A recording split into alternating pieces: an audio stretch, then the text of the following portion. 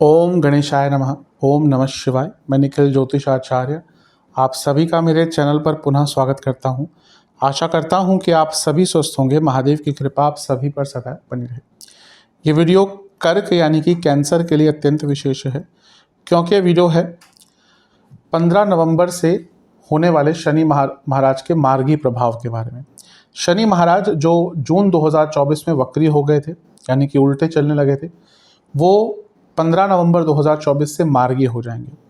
शनि अवश्य अपने आप में एक बहुत ही विशेष ग्रह हैं। काल के कारक हैं, कर्मों के कारक हैं, कर्मों के फलों के कारक हैं।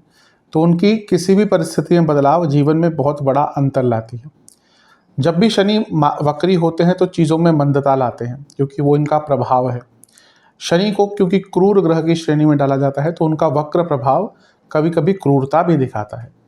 तो यहाँ पर अब शनि वक्रावस्था से निकलने वाले हैं, 15 नवंबर को मार्गी होंगे। और यहाँ पर शनि देव का एक विशेष प्रभाव शुभता वाला आपको दिखेगा। शनि की एक विशेषता होती है शनि देव की कि जब वो आते हैं, अगर उनको बुरा प्रभाव देना होता है तो वो शुरू में देते हैं, लेकिन जाते जाते वही उन बुरे प्रभावों को ठीक भी करके जाते हैं या फिर कुछ ना कुछ अच्छा देके जाते हैं। तो जो अंतिम कालखंड होता है ना शनि देव का, वो व्यक्ति के लिए बहुत कुछ देकर भी उसको जा सकते हैं। और ये अंतिम ही कालखंड चल रहा है शनिदेव का, क्योंकि मार्च 2025 में वो राशि बदल लेंगे। अब आप कहेंगे अभी तो 4-5 महीने पड़े हैं, अभी से आप क्यों बता रहे हैं? क्योंकि शनिदेव की जब हम बात करते हैं तो उनका 2.5 साल का गोचर है, तो उनके लिए अंतिम कालखंड की ही बात है, यानी कि वो अंतिम समय बचा है उनका आपके अष्टम भाव में। तो इस वीडियो में हम बात करेंगे कि शनि अब जब मार्गी होंगे तो आपके जीवन में क्या क्या प्रभाव डालेंगे, किन किन चीज़ों को ठीक करने का मौका देंगे। और इसके साथ ही 2025 में जो उनका राशि परिवर्तन होगा, उससे पहले आपको किन प्रमुख चीज़ों पर काम करना है, किन प्रमुख 7 चीज़ों पर काम करना है। कुछ ऐसे 7 केंद्र बिंदु जिन पर आपको विचार करना है, बदलाव करना है, काम करना है। क्योंकि जैसे मैंने कहा, शनि विशेष ग्रह हैं और उनका किसी भी राशि में गोचर बहुत लंबा होता है। और जो बड़े ग्रह होते हैं, शनि, बृहस्पति, राहु, केतु, इनका प्रभाव अगली राशि का थोड़ा पहले ही आना शुरू हो जाता है। इसलिए, और शनि क्योंकि वो अपने आप में एक ऑर्गेनाइज्ड ग्रह हैं, एक कर्मों के फलदाता हैं, तो वो चाहते हैं कि आप पहले से ही बदलाव करो, ताकि जब वो समय आए राशि परिवर्तन का, आपको उनका लाभ प्राप्त हो। तो इसलिए इस वीडियो को मैंने 3 प्रमुख भागों में बांटा है। पहला होगा जहाँ पे हम शनिदेव के मार्गी प्रभाव की बात करेंगे। दूसरा होगा जहाँ पे हम अगली राशि परिवर्तन के 7 प्रमुख बदलावों या चीज़ों पर बात करेंगे। और अंतिम भाग होगा जहाँ पे हम कुछ उपायों की बात करेंगे। यदि आपकी लग्न राशि या चंद्र राशि कर्क है, दोनों ही गाइडेंस के लिए इस राशिफल को देख सकते हैं। मैं पुनः समझाने का प्रयास कर सकता हूँ कि टेक्निकली अलग अलग राशिफल नहीं बन सकते। क्या आप बोलें कि मेरी लग्न राशि कर्क है तो अलग राशिफल बनाइए, चंद्र राशि कर्क है तो अलग राशिफल बनाइए। जहाँ से आपको ज़्यादा रिलेट करता है वहाँ से देखिए। व्यक्तिगत तौर पे मेरा मानना है कि लग्न राशि देखेंगे तो अच्छा है। इनकेस नहीं पता तो चंद्र राशि से देख सकते हैं। शुरू करते हैं। सबसे पहला कि शनि आपके 8वें घर में है और वक्री हो गए थे, तो पहला क्या प्रभाव दिखा होगा ना कि जीवन में बहुत अनस्टेबिलिटी बढ़ गई होगी, जीवन बहुत अनऑर्गेनाइज्ड हो गया होगा, कार्य बहुत डिले हो रहे होंगे। क्यों? क्योंकि आप खुद, जैसे मैंने कहा ना, अनस्टेबल और अनऑर्गेनाइज्ड हो गए होंगे। अब जैसे ही शनि मार्गी होंगे, वक्री हुए थे 29 जून 2024 को, मार्गी हो रहे हैं 15 नवंबर 2024 को। तो अब जैसे ही वो मार्गी होंगे, इन चीज़ों में बदलाव आएगा, जो अनस्टेबिलिटी है वो दूर होगी। अगला केंद्र बिंदु है कि जो अनिश्चितता, हर चीज़ को लेकर जो अनिश्चितता आ गई थी ना जीवन में, अनसर्टेनिटी जिसको इंग्लिश में कहते हैं, वो भी कम होगी। क्योंकि शनि जब अष्टम में वक्री होते हैं तो जीवन में एक चीज़ को लेकर नहीं, कई चीज़ों को लेकर, पर्सनल हो, प्रोफेशनल हो, फाइनेंशियल हो, इमोशनल हो, हर चीज़ को लेकर थोड़ा सा अनिश्चितता बढ़ जाती है। तो ये जो अनिश्चितता है ये आपकी धीरे धीरे करके कम होगी।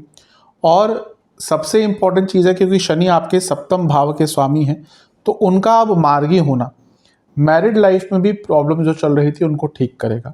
अगर आपकी मैरिड लाइफ में कोई दिक्कत चल रही थी, परेशानी चल रही थी, क्योंकि वक्री हुए थे और वो भी अष्टम में, तो बहुत अनसर्टेनिटी मैरिड लाइफ में भी आ गई होगी।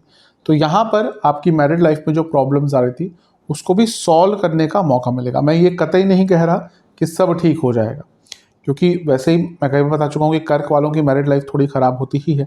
और अष्टम में है शनि अभी भी, अष्टम का प्रभाव तो नहीं हटा, वक्री प्रभाव हटा है, लेकिन हाँ वो जो एक ऐसा एटमॉस्फेयर बन गया था कि अब डाइवोर्स ही लेना है या सेपरेशन ही होगा या फिर चीज़ें सॉल्व ही नहीं हो रही थी, वो एटमॉस्फेयर कम होगा और एटलीस्ट एक कन्वर्सेशन अच्छी स्टार्ट हो सकती है। अगला केंद्र बिंदु है शनि सप्तमेश यानी कि बिजनेस।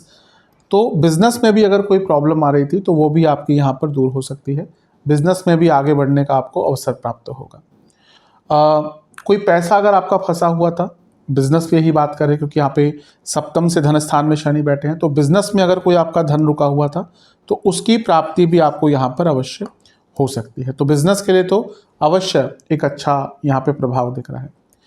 शनि अष्टम में है और अष्टम भाव रिसर्च का होता है, तो अगर रिसर्च का कोई आपका कार्य अटक रहा था, आप रिसर्च स्टूडेंट्स हैं, आप रिसर्च बेस्ड काम करते हैं, दोनों ही चीज़ों में थोड़ी सी रुकावट आ गई होगी। मैं ये नहीं कहता कि वक्री ग्रह रिसर्च के लिए बुरा होता है, लेकिन मंदता तो लाते हैं। तो आप कोई रिसर्च कर रहे थे लेकिन उसमें डिले हो गया, तो यहाँ पे वो जो डिले है आपका रिसर्च का वो आपका आगे बढ़ेगा। ओवरऑल भी अगर कोई पैसा फंसा हुआ था, क्योंकि अष्टम भाव फंसा पैसा भी दिखाता है, तो कोई पैसा आपका फंसा हुआ था ना, वो भी आपका प्राप्त होगा। और सबसे इम्पॉर्टेंट चीज़ ये है कि अष्टम भाव के शनि वक्री होकर स्पेशली कर्क लगने के लिए वो व्यक्ति को कभी कभी राह से भटका देते हैं या फिर एमलेस कर देते हैं। वो व्यक्ति काम तो कर रहा होता है लेकिन उसका कोई एम नहीं रह जाता। तो यहाँ पे आप देखेंगे, अब अपने आप में बदलाव पाएंगे कि एक एम आ गया, एक ऑब्जेक्टिव आ गया। और जिस व्यक्ति के जीवन में एम होता है ना कि हाँ मुझे करना है ये, वही व्यक्ति आगे बढ़ पाता है। एमलेस जीवन भले कितना सक्सेस हो और कितना भी आपके पास टैलेंट हो, वो फिर कोई काम का नहीं रहता। तो एम और ऑब्जेक्टिव जीवन में बहुत होने चाहिए। और यहाँ पे जैसे मैंने कहा, हो सकता है पिछले कुछ टाइम से एक एमलेस जीवन आपका हो गया हो, लेकिन अब वापस आपको आगे बढ़ने का मौका मिलेगा। अगला जो हम प्रभाव की बात करेंगे वो शनिदेव की दृष्टि की बात होगी। शनिदेव की एक दृष्टि पड़ेगी आपके 10वें घर पर, तीसरी दृष्टि उनकी। तो सबसे इम्पॉर्टेंट चीज़ है कि जब 8वें घर से वो 10वें घर को देखेंगे, अभी भी देख ही रहे थे लेकिन वक्री प्रभाव था, तो कार्य क्षेत्र में प्रॉब्लम्स आ रही होंगी। क्या प्रॉब्लम?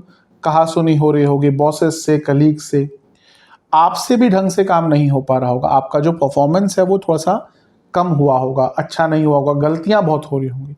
तो अब दोनों ही चीज़ों में सुधार होगा, परफॉर्मेंस अच्छा होगा, डिलेज कम होंगे और आपकी जो संबंध है वो कलीग से हो या बॉसेस से हो, धीरे धीरे करके वहाँ पर आपको एक बेटरमेंट देखने को मिलेगा।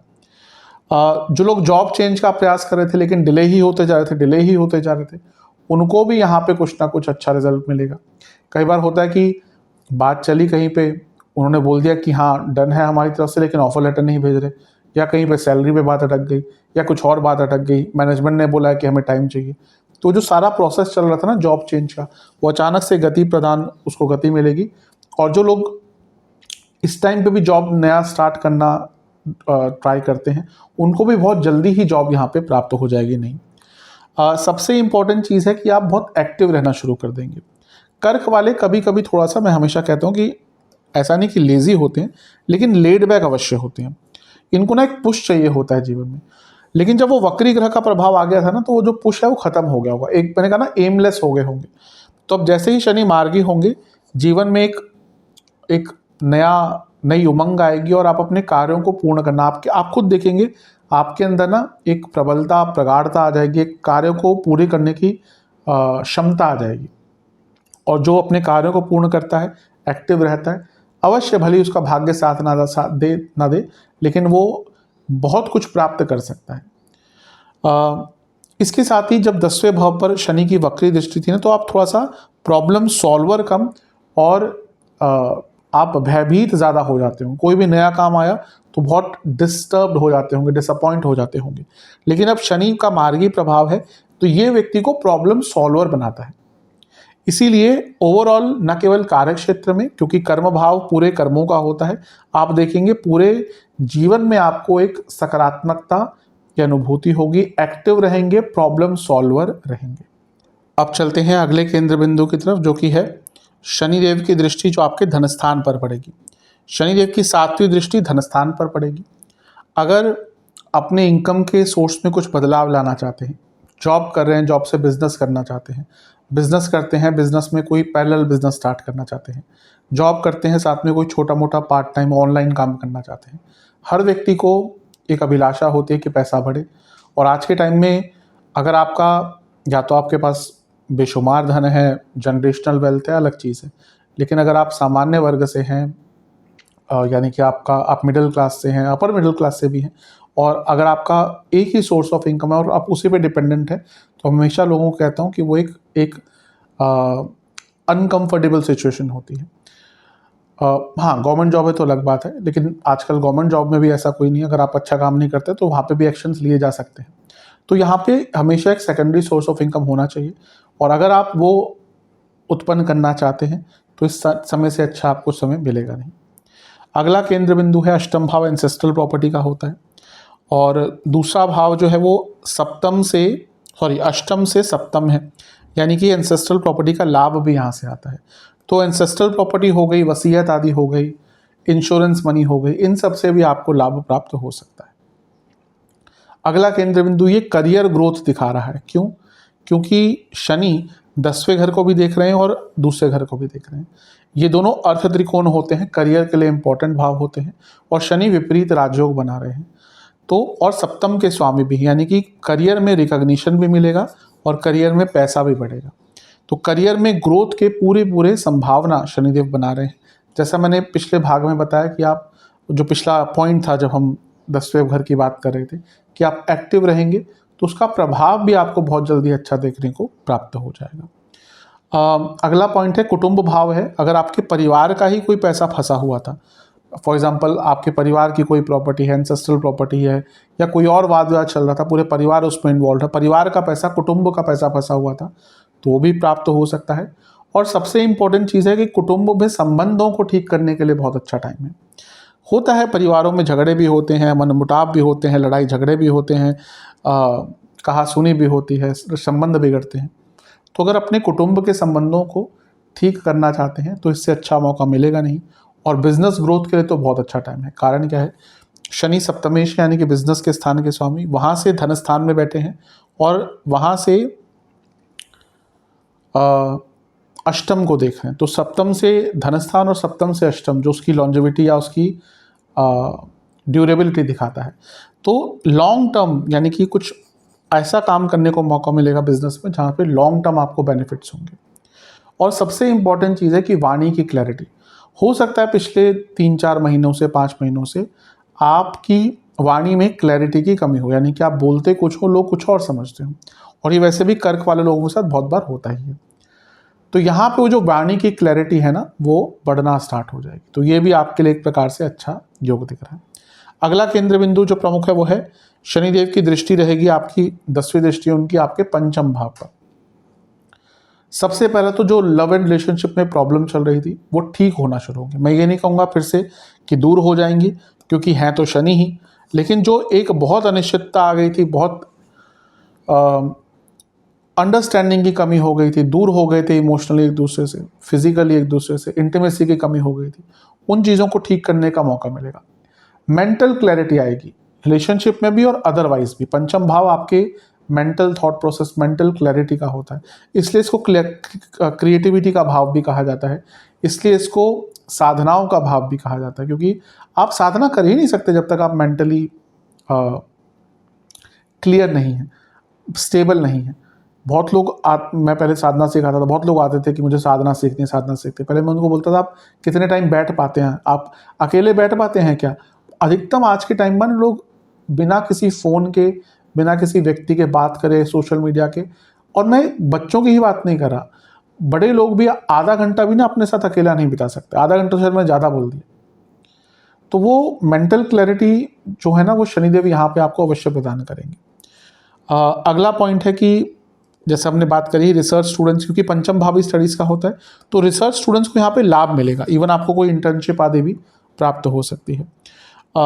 इसके साथ ही यहाँ पे अगर देखें तो शनिदेव धनस्थान और लक्ष्मी स्थान दोनों को कनेक्ट कर रहे हैं, और एक प्रकार से कर्म भाव को भी कर रहे हैं। तो पैसा तो बढ़ेगा ही, और क्रिएटिविटी रहेगी पैसा कमाने में, यानी कि क्रिएटिव आइडियाज़ आएंगे धन प्राप्ति के लिए। स्टडीज़ में कोई रुकावट आ रही थी, क्योंकि पंचम भाव स्टडीज़ का है, स्टडीज़ में कोई रुकावट आ रही थी वो दूर होगी। और जो शनि है वो आपके धन स्थान और पंचम दोनों को देख रहे हैं। ये चौथे से 11वां है धन स्थान, और यानी कि चौथे का लाभ, और ये चौथे से दूसरा है, चौथे का धन भाव। तो परिवार में बड़ा पैसा आता हुआ दिख रहा है और प्रॉपर्टी से भी लाभ मिलता हुआ दिख रहा है। यानी कि कोई प्रॉपर्टी बेच के या फिर उसको लीज आउट करके रेंट पे देके भी आपको लाभ प्राप्त होता हुआ दिख रहा है। तो ओवरऑल ये सारी चीज़ें आपको शनिदेव के मार्गी प्रभाव के बाद भी दिखेंगी।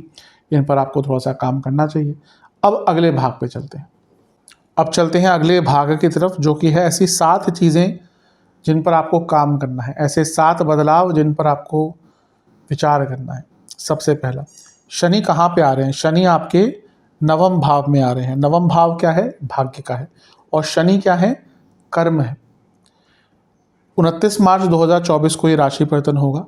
तो सबसे इम्पॉर्टेंट चीज़ है कि आपको और कर्मठ बनना पड़ेगा, आपको कर्म प्रधान बनना पड़ेगा। देखिए, शनि भाग्य के कर्म के कारक हैं, और जब भाग्य स्थान में आते हैं ना, ये अपने आप में एक नेचुरल कर्म धर्माधिपति योग बनता है, क्योंकि ये और कर्म धर्माधिपति व्यक्ति के भाग्य को या उसके जीवन को बदल सकता है।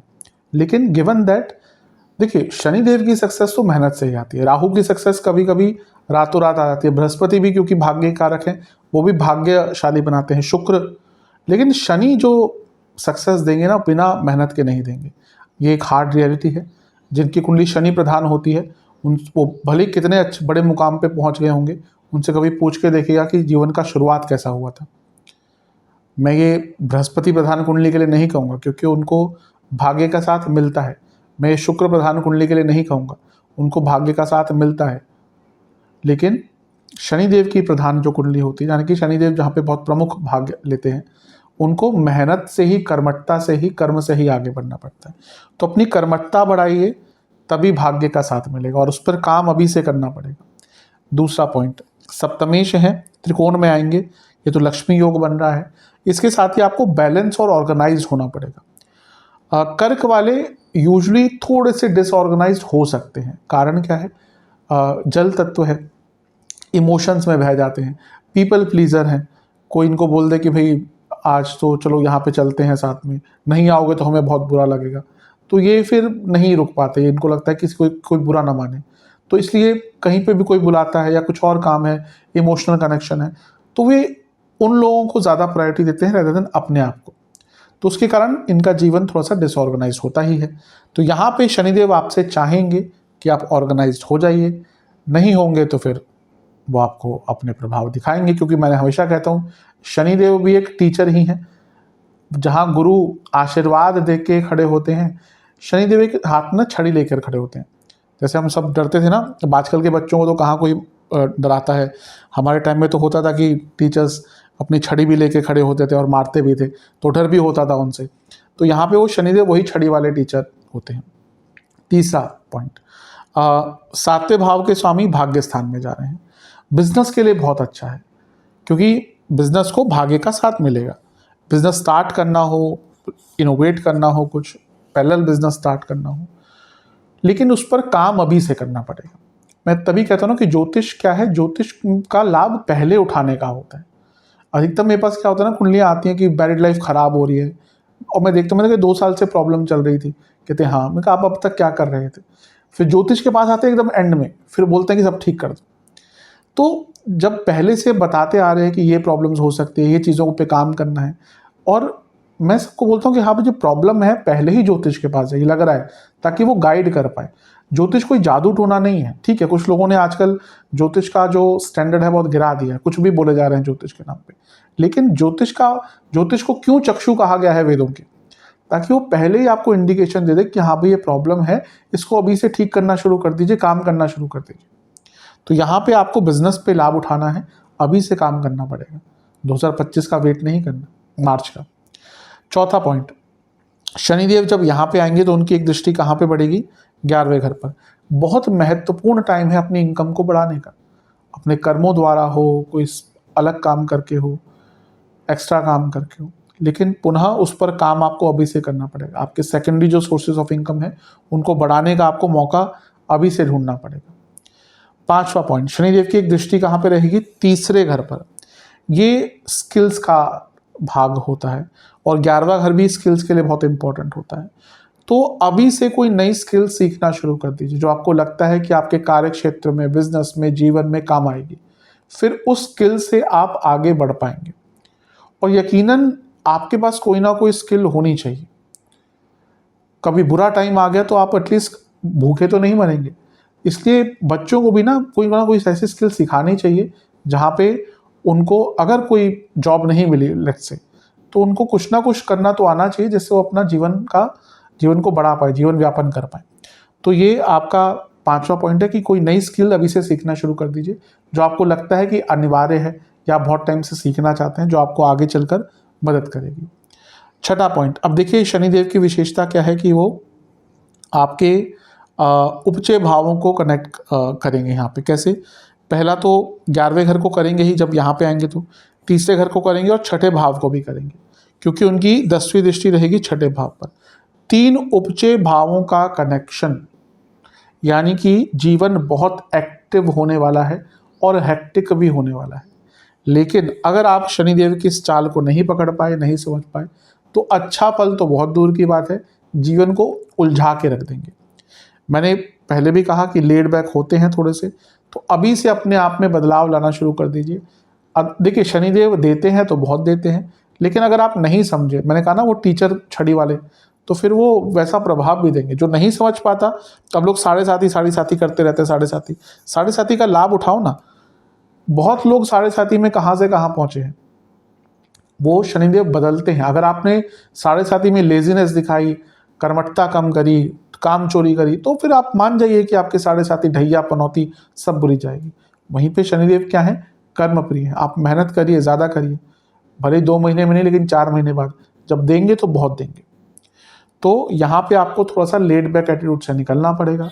और 7वां पॉइंट, छठे भाव को देखेंगे तो लीगल इश्यूज को सॉल्व करने का मौका मिलेगा, तो उस पर अभी से काम कर सकते हैं। कॉम्प्रोमाइज़ करना है, जो भी करना है। और क्योंकि छठा भाव आपका कर्म के लिए भी, यानी कि आपके करियर के लिए भी बहुत इंपॉर्टेंट होता है, अर्थ त्रिकोण है, तो अपना commitment towards your job, work जो भी है, उसको बढ़ाना पड़ेगा, अदरवाइज प्रॉब्लम आ सकती है। तो इन 7 केंद्र बिंदुओं पर बहुत गहनता से विचार अभी से कीजिएगा। अवश्य जब शनि का गोचर होगा 2025 में, मैं एक विस्तृत वीडियो बनाऊंगा ही हमेशा की तरह, जो ऑब्वियसली उसमें सारी ही चीज़ें लूँगा, लेकिन यहाँ पर केवल आपकी गाइडेंस के लिए कुछ यहाँ पे मैंने पॉइंट्स को, जो मेन पॉइंट्स हैं उनको इंक्लूड किया है। अब उपाय की तरफ चलते हैं। जहाँ तक उपाय की बात है, सबसे पहले आपको ये उपाय एक ही बार करना है, किसी भी शनिवार कर सकते हैं। 2 उपाय हैं।